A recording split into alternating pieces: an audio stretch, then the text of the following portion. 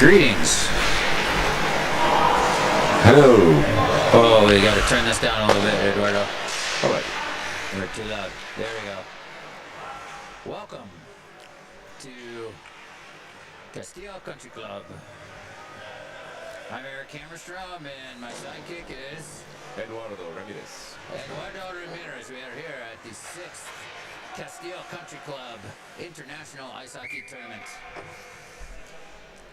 And we're excited to be here with you today. This is the Castillo Country Club. Ice is the only sheet of ice in Central America. Today we've got a team from Detroit and a team from LA, the United States, here. And actually, the previous game, just before this one, it was Castillo versus Detroit's TDL Dusterline other squad. And you were involved in that game, Eduardo. I did, yes. Yeah, it was a good one. Yeah, it was a good one. Happy to see the team working together. Yeah, you guys played well. So you're now 1-1? One win, one loss for you guys? Yes. And then we have to battle these guys from LA at 5 p.m. Yeah, and these guys are tough. Don't Indeed. take them lightly. I was surprised to see the Detroit team jump out on them so quickly with a 1-0 lead.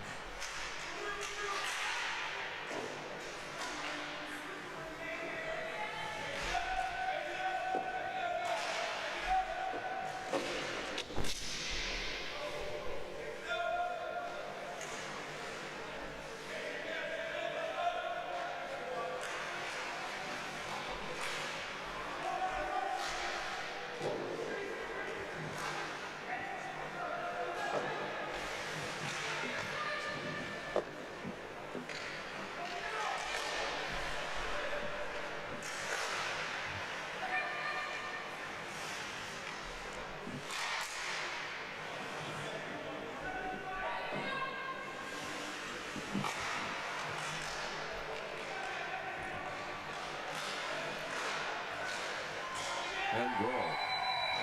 Another goal for Detroit's TDL Black Squad, the Dusterline. Oh man, they're looking pretty hot today, man. Indeed. I know they had a tough time yesterday adjusting to the. I'm gonna try to get the scoreboard set here. Okay, they had a hard time adjusting to the altitude yesterday, and that was one thing I think that's where you guys have a serious advantage. Yeah, being the home team and being used to the altitude. Maybe we are not aware of that. You should use that to your advantage. They get tired.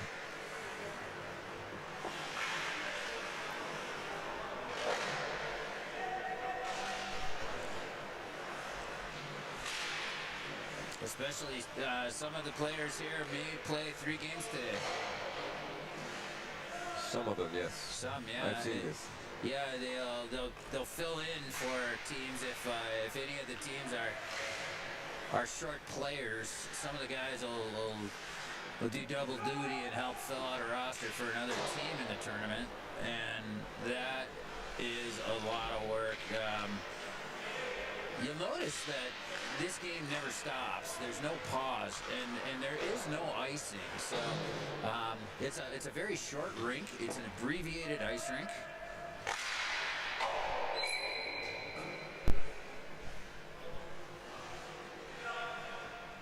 What do we got there? It's out. Outside okay, the rink. So the puck, it's an abbreviated ice rink. There are boards, but there's no glass. And you'll note that there is netting behind the end boards on both ends. But what happens is that a lot of pucks wind up over the boards. And that causes a stoppage of play.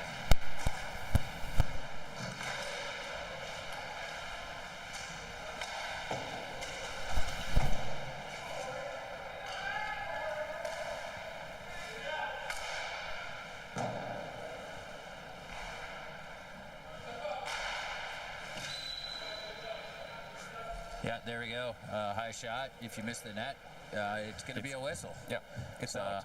Yeah, that plays into the game as well. So one other difference between this sheet of ice and most of the ice sheets we see hockey games on is that the blue line is there for offsides as you enter, as right here, as TDL Detroit entered the zone. They have to stay onside along the blue line, but then the blue line switches to the red line so that you have more offensive zone to work with.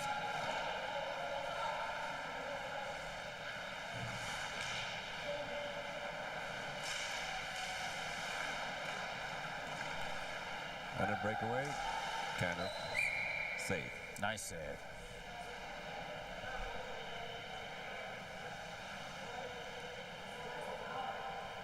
Two to nothing with 11:30 remaining in this first half. We're playing halves as this is a 3-on-3 tournament. So we'll be playing two halves.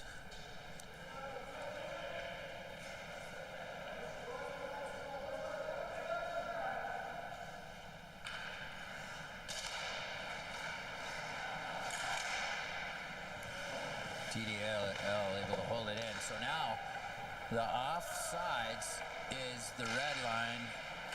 They all had to come back out outside the blue line for the puck to go back in. And then the red line becomes the offensive blue line, so they have more room to work. It's an interesting adaptation.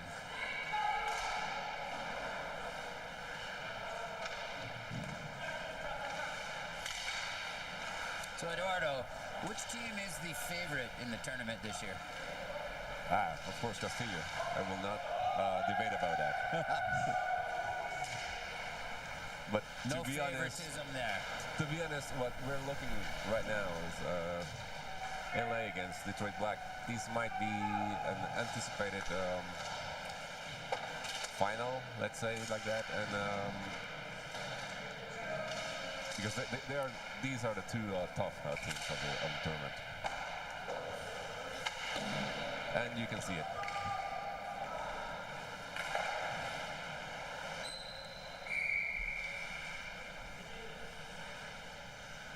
I am not able to keep track of shots on this, so I'm going to see if I can drop the shot count from the scoreboard. I don't know that I can.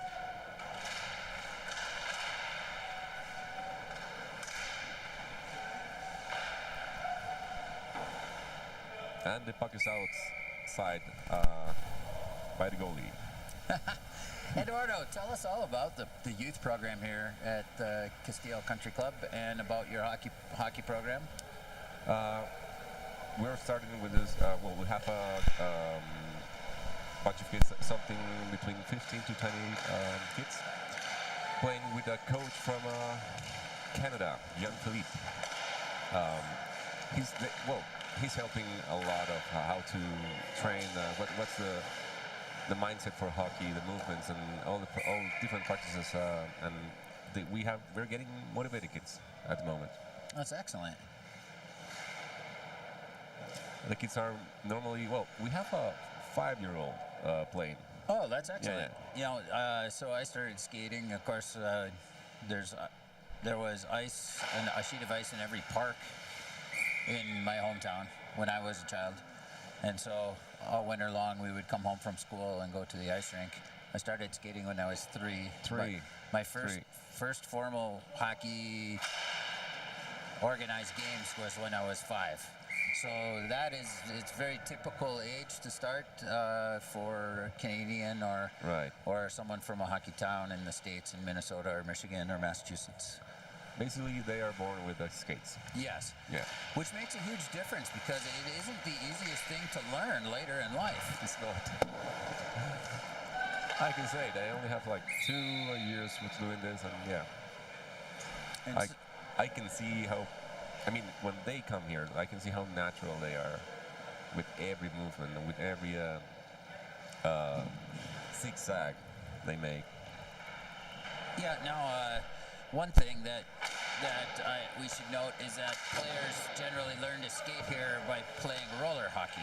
Yeah. First off, and then they come onto the ice once a week and work on learning how to ice skate and how to play on ice. It's a little different. Yeah, there's a community of roller hockers, players, and the referee is hurt. So yeah, that happens. There's a nice background of roller players in Savannah, mainly. Post. Now, this is the only ice rink. Oh, we got another goal. That's Michael Batinger scoring for the Duster Lions black team, picking the upper corner on the stick side. See if I can grab a replay on that. We won't have time to play it because, man, this game is a rapid pace. But, Michael, I hope I got that replay captured for you so you can take a look at it later.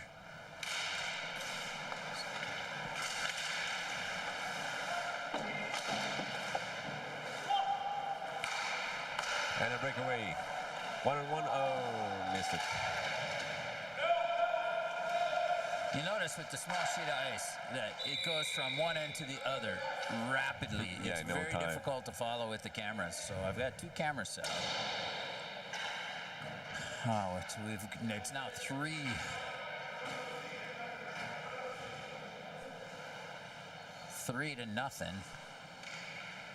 TDL Detroit in the lead.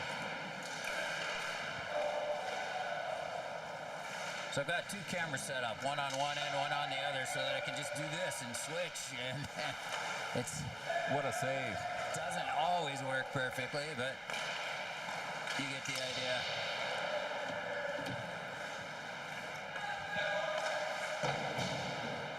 It's just so rapid fire.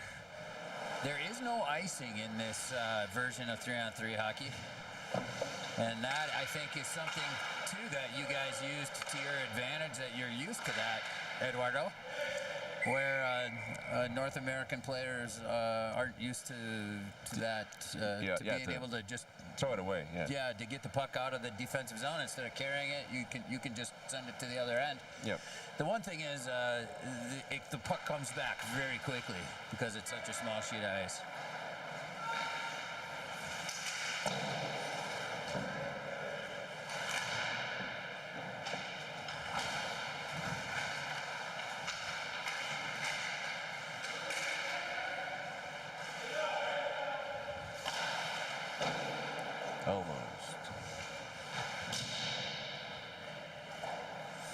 See how that there's no icing call there.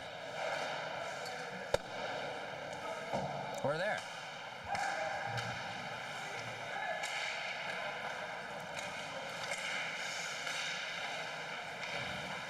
And goal. First one for LA.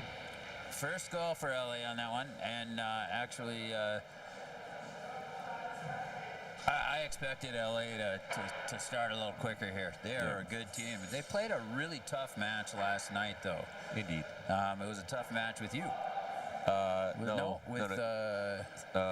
TDL White. TDL White, sorry. Yeah. With TDL White. They played TDL White last night, and it was a really tough match. And so, again, is there gas in the tank is a good question.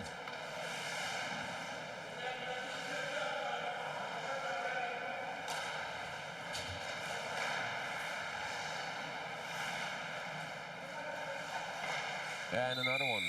My goodness. Yep. Just one behind. LA mounting a comeback.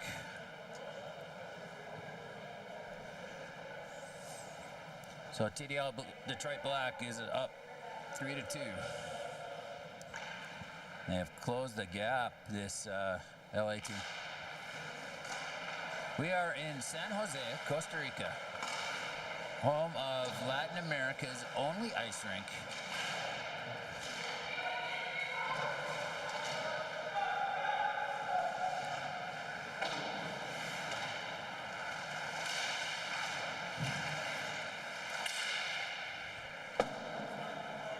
One thing we should tell the crowd that this is actually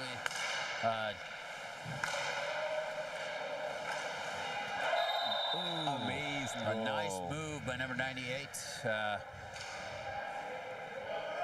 for the TDL Duster line. What a goal. Smooth. 4-2, we've got 2:32 left in the contest. Or the first half. We're playing halves here.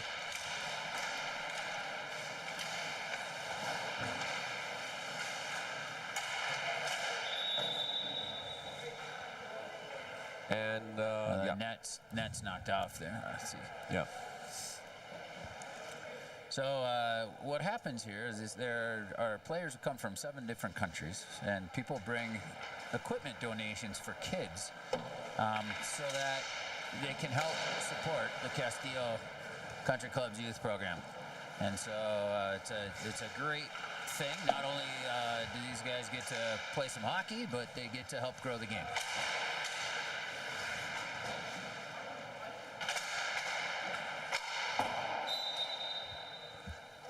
The Urban Hockey Foundation tries to help grow the game with equipment and resources for less advantaged hockey areas, and so this is actually a part of the Urban Hockey Foundation's mission.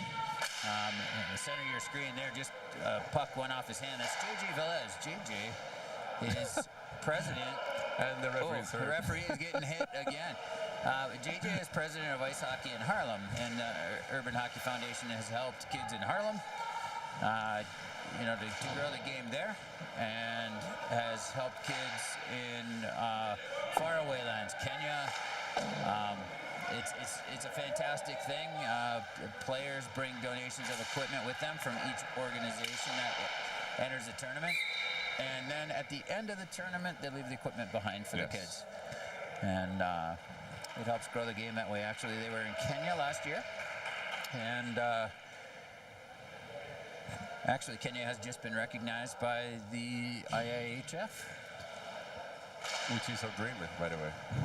Pardon? Which is our dream as a... Your dream, yes. Yeah. Here we in just Costa Rica. Just a bigger ice rink, and that's it, right? Well, this is a great start. Yeah, it's something. Yeah. If you build it, they will come, Eduardo. I know. Well, look at this. The first time we're getting some, 4 teams. The poor referee has gone down again. Yeah. And both teams are giving him a hard time. So what happened there? Was there a goal? No. There was no goal. Oh, the end of the period, I see. All right. So we've got a little break here. Gonna reset the clock length. It's 20-minute halves. I had it set up for 25, thinking we had 25-minute halves, but let's get that reset.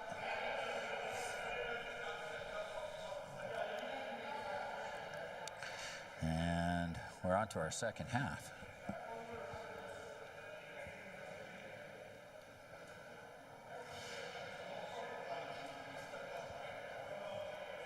I'm Eric Hammerstrom. I'm from Marquette, Michigan. I work with two different hockey nonprofits. One is the Carnegie Initiative, a group, two-nation nonprofit devoted to making hockey more inclusive and accepting of others, to grow the game by making it welcoming, and to invite people to play the game who haven't felt invited before.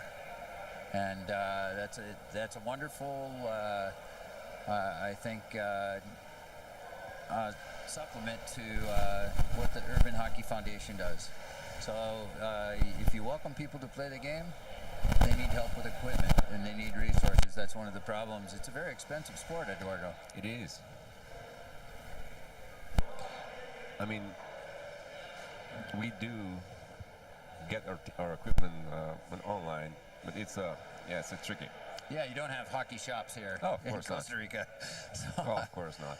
It's understandable. Are there shops that deal with roller hockey? So is there anything? Well, maybe some skates, but no hockey equipment. Okay. funny thing is that 2 years ago, this embargo from, I believe it was Walmart. An embargo? Yeah, like a ship with stuff. Yes, a ship. Yeah. Cargo ship, yes. Cargo ship, yeah. Okay. Cargo ship. Came with a lot of hockey equipment, like gloves and helmets and some skates, ice skates for the general public here. Wow. And the community, the hockey community, saw it, and we make the most of it. Like we got like gloves for $20. My goodness, oh, that's fantastic. But that was a weird situation. that never happens. It happened. It came from the sky. Yeah. We all know it will never happen again. But like hockey sticks, we got hockey sticks. Yes, that's wonderful. And so they are growing the game here. This rink was originally built for figure skating here at Castillo Country Club, and that's what it is mostly used for, from what I understand. It's the main use. I mean, the figure skating community is even bigger, so they do travel a lot to make some presentation in different parts of the world. And so once upon a time, this rink had no boards. No, it had some wood boards, but was not meant for hockey. And the boards were mainly just to hold the ice in when they made the ice. Then the folks here in San Jose asked the Castillo Country Club if they could expand and bring hockey. And so they have added boards. There is no glass above the boards. As you can see, it's kind of like the old days.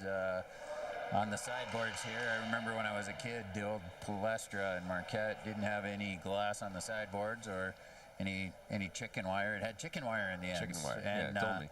Well, but when the puck hit the chicken wire, it bounced weirdly, but it was considered in play still. All right. Okay, here we have nets on both ends, but if the puck goes into the net, they blow the whistle.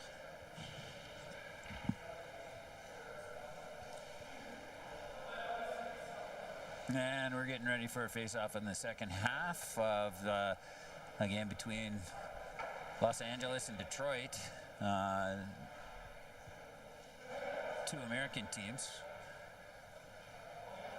We do have some non-American players on these teams, though, these TDL teams. I believe so. Yeah, I think from Cuernavaca, Mexico, one player. Yeah, Jorge Jimenez, I believe his name is.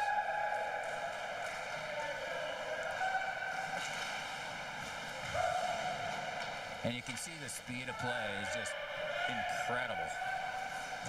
Head spinning. So the goaltenders really, I think the goaltender game is really something. They are having to be just totally aware and alert every second. Because a puck in the other end of the ice is really a puck that's, in terms of a regulation ice rink, it would be still on your side of the red line. Yeah. Yeah. It's basically the entire length of this ice is about the width of an international rink.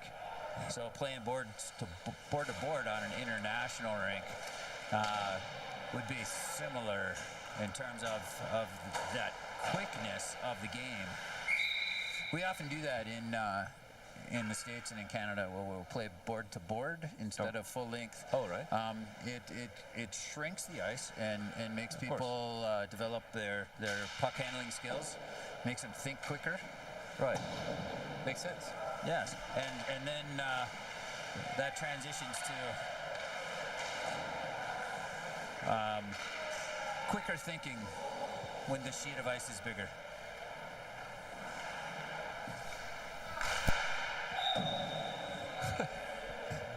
Almost hit the workers. I mean, if you see the structure they're building in the background, it's meant for the annual figure skating show. It's next week. So. Oh, okay. I wondered what they were building there. Yeah. It's I don't know, something based on fairy tales. Some sort of stage set there. Yeah. Going up. It's I was thinking that maybe it was the beginnings of a press area. Oh, definitely. That's well, it speaks a lot of the priority of figure skating here, right? Yeah. They're building a a whole set. Well, that's good. And I see they're also adding platforms on the other end of the ice for video, I think, for AV. They've been building balconies for cameras or lights. Yeah. Maybe they're for lights. It's a big show, actually, yeah. That'll be exciting. Yeah. For the people of San Jose. I'll be presenting in the show, by the way. Fun fact. What's that? I will be in that show. You'll be in the show. Will you be skating? They invited the hockey guys to do some stuff, and yeah, I got selected, and yeah, why not, right? Excellent. Yes. Entertainment. Supporting one group that uses the ice arena helps all the groups that use the ice arena. Yeah.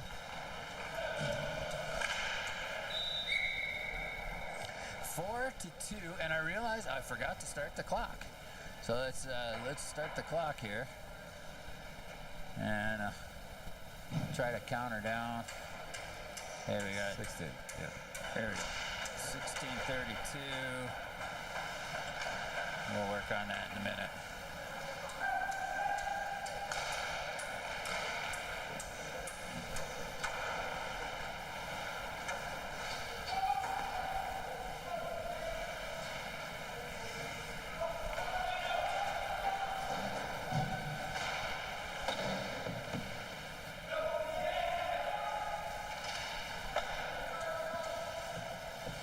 You'll know that that shot came from the other end of the ice.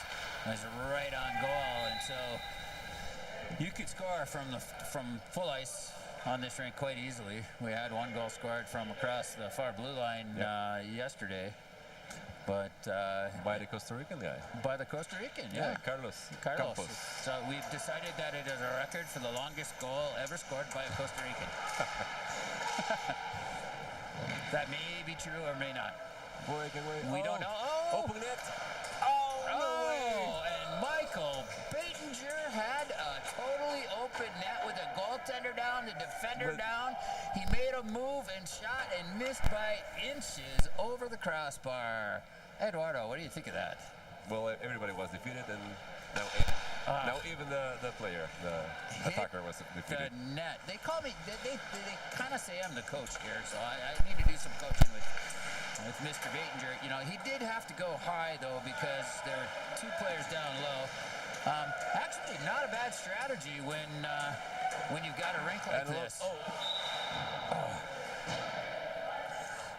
And again, you know, making them raise the puck, that actually gets you a whistle here in this rink, which is an interesting thing, you know, and it would still be in play. Yeah. You know, it would come off the backboards and come out, and a player crashing the net might be able to continue to play. Yeah. Yeah. But no, that's kind of a rule we made for consistency, right? Yes, and well, you know, I wonder if you could install some sort of cyclone fencing or chicken wire in the ends, and have play continue. You would have to be able to remove it for the figure skating, of course. Yeah. Because it would be ugly. Well, as long as goal. Oh my goodness. Well, we can always ask if they can do something. It all depends on the budget of the club's. The budget. Yeah, the budget. All right, so it's 5-2. I'm actually really surprised at this because the LA team is a really strong group, and I anticipated they were going to be a lot for this TDL Detroit Black group to handle. Yeah. I was wrong. We all.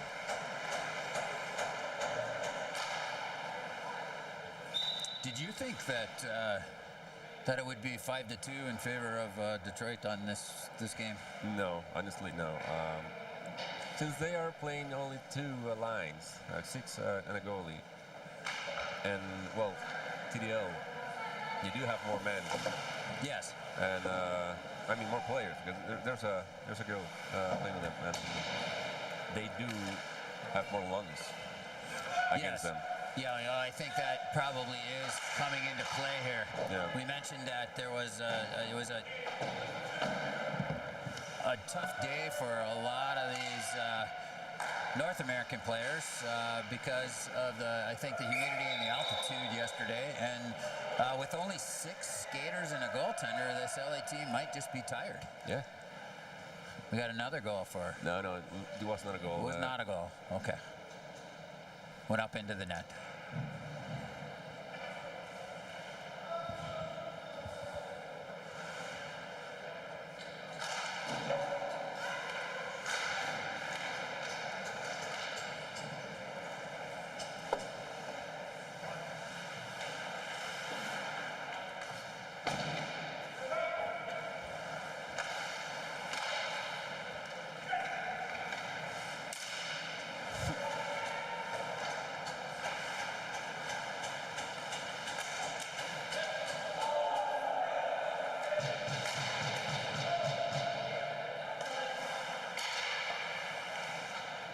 You'll notice there is a good example. Once you gain the offensive zone, and if you're on side crossing the blue line, when you establish play in the offensive zone, the red line then becomes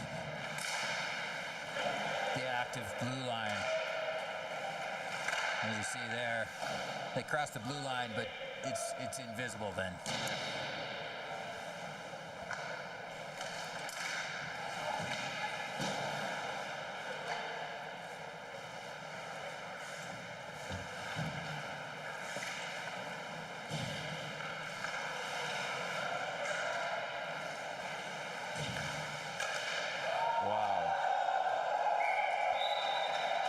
Heck of a save. Oh my goodness. What a nice save by LA's goaltender.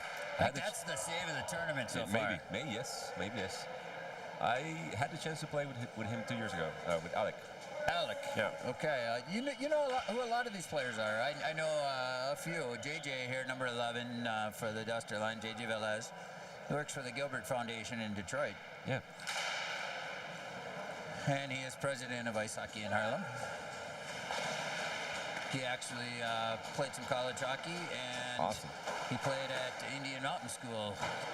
He was a kid who grew up in Spanish Harlem. And so Ice Hockey in Harlem was the place he learned to play, and he's given back working for their organization.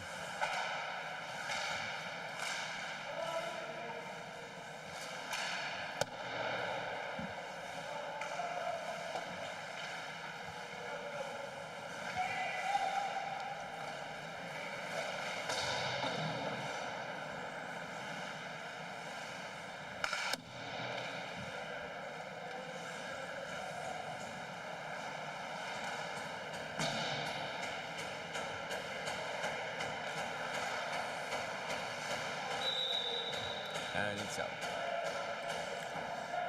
And we have the sound of construction. Yes. Happening in the. We tried to stop that. Far end. Yeah, it seems it's a private company that's making it, and they have a time to finish it. So they're on they have to do it on schedule. Yeah. You know, priorities. Remember, figure skating. Yes.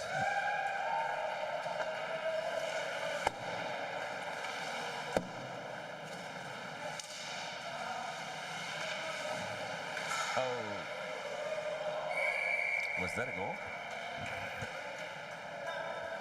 I don't know. Let's see. I don't know. Where is the puck? It was a post or something happened with to the goalie.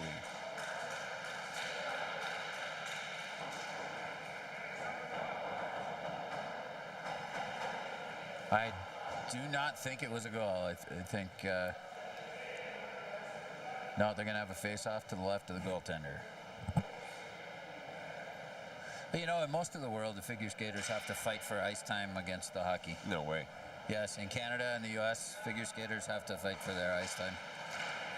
Girls hockey too. In some places, girls hockey has to fight very hard to have ice time that is equivalent, anywhere near equivalent with the boys hockey, which is a shame. It's one thing that has held the women's game back, but that is changing in a lot of places. There are a lot of organizations organizations working to change that, including the Future of Hockey Labs. They're studying the allocation of ice time to understand where ice goes and who gets to use it and who that benefits and is it fair. Right. And so, that's something maybe as your hockey program grows, Maybe the ice time situation will change. Maybe. Right now we have like let's say 1/5 of the time. Yeah. For clubs, it's for hockey. Is that about the same as the number of people involved? Is figure skating bigger? Oh yeah, way bigger.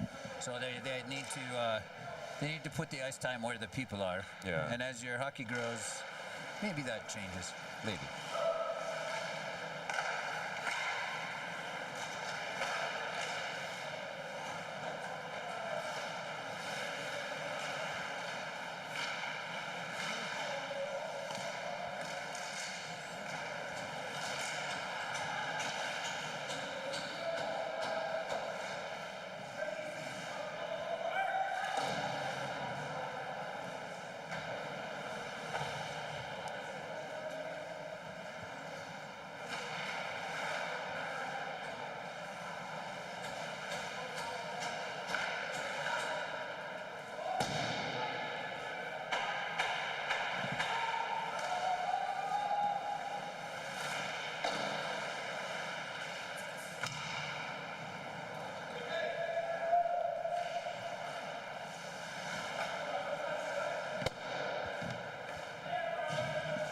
I'm excited to see the kids play tomorrow. Yeah. Tomorrow they will have a youth skills competition and a youth game, short game for the kids. Yes, it will be at somewhere about 3 p.m. We can take a look at that at the end of the game. We can tell folks the schedule. Sure. We have 5:20 left in this game. 5:30 on the clock, official clock. I guess my clock, it's kind of like soccer where you don't really know what the referee's clock is, Yeah. It could. I mean, we're playing with no stops. Yes. Unless there is something outside our knowledge that we have to stop the time. I think they stopped for the goal. I think that's where the time difference comes from for me. Oh.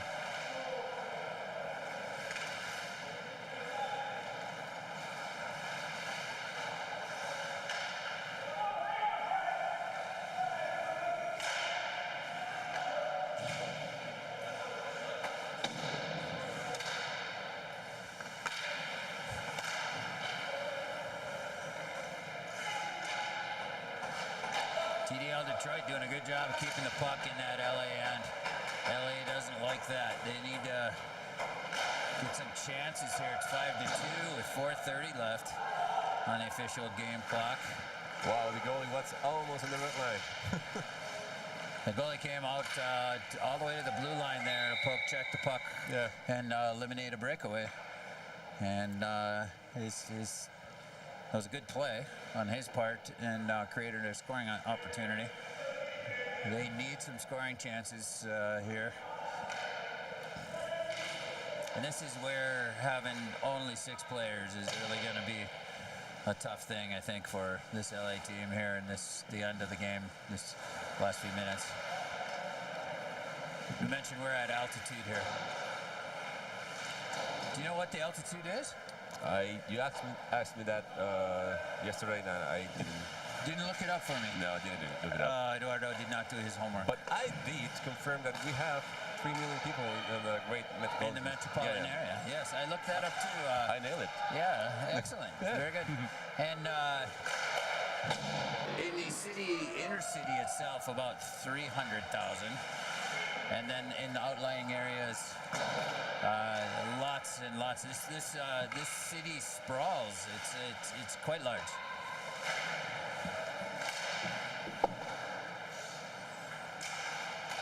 And I mentioned that it's about 8 miles from our hotel to the rink, and it's an hour of driving. Yeah. And we were a little late this morning actually because the bus we were on couldn't hurry through the traffic. Oh yeah. Get used to it.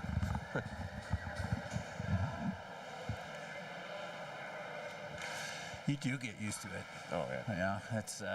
I know that happens in big cities in America too, where you could literally walk to work faster than you could drive to work. Yes. In Toronto, I don't know. Toronto, if you've ever been to Toronto, if you haven't, Eduardo, the traffic is awful. I can imagine.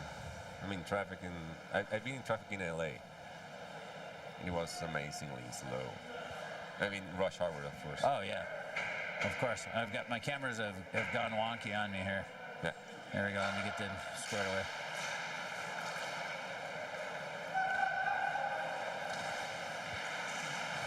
Oh, alone against the goalie and nice save.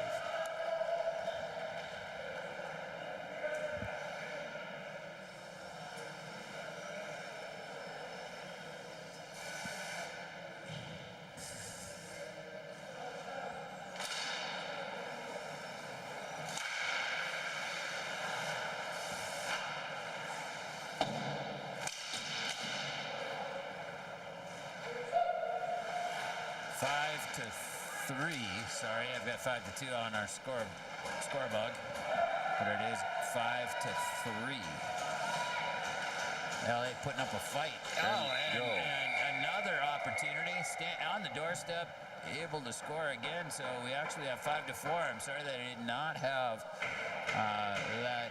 that score properly there. So we have a timeout being called now by LA.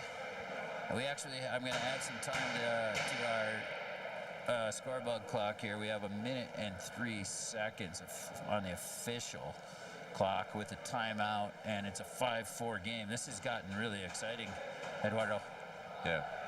So there's some movement in the bench as they're getting some hits. Some what? I mean, playing with some rough play. Some he was not allowed, so some intensity there. Okay, yeah, all so, right. We got some chirping back and forth here. Yeah. Between the two benches, there's literally nothing separating the two benches. And I don't know. Looks like one of the players on LA team is pretty upset. Yeah. There's some definite chirping going on there. Wouldn't be a hockey game without that, Eduardo. Yeah, I know. I know. I've been here for a while now, 2 years, and it's every time. Every time. Even with our locals, like. And this has been a hard-fought game. You know, this is serious business. LA has one win. This Dusterline team has a loss, I believe. No. No? They won. They won against, yesterday. Okay. Was against the San Jose Unicorns. San Jose. Okay, so they beat San Jose. So both teams have one win. Basically, a win here kind of sets them up for a semifinal. Final or third place. Yeah. Yes. There are no semifinal like. No semifinal. Okay. You go straight to final or to try to get the trophy for the third place. Okay, I understand. We would love to make a tournament for a whole week. That would be great.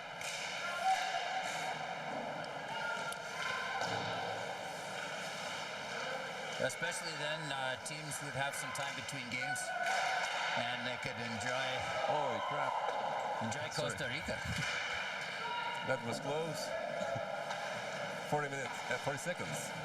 Oh, and I forgot to start the clock. So this thing to end. LA and their last chance, maybe no.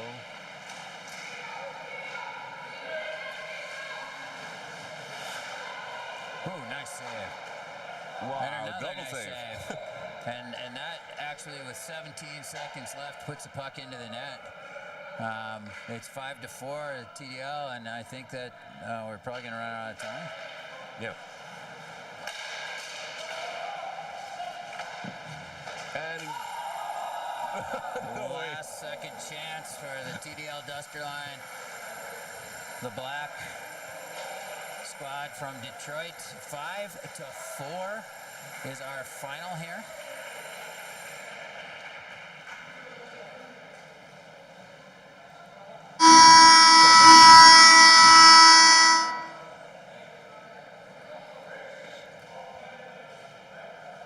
And that's our final. 5-4. Quite a match.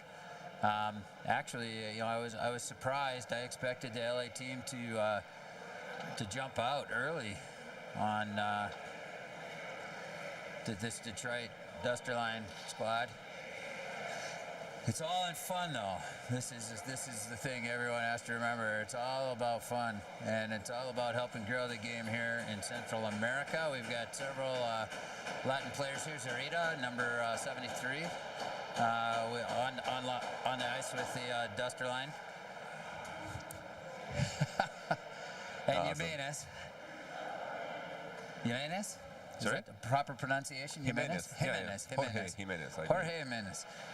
Filling out the roster, and he is from Cuernavaca, Mexico, where they have a reborn ice arena, an ice arena that used to operate, and they've brought it back to life outside of Mexico City.